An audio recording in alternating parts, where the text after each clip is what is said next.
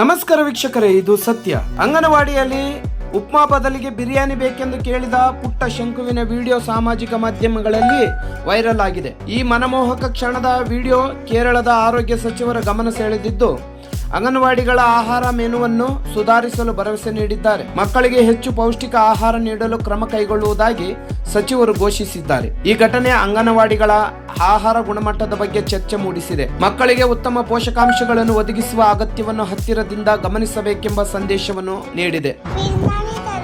എവിടെ അംഗനവാടിയിൽ എന്തോ വേണ്ടേ?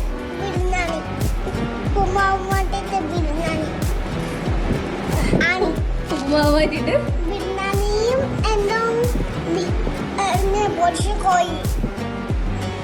പറയാം കേട്ടോ, നമുക്ക് പരാതി അറിയിക്കാം കേട്ടോ.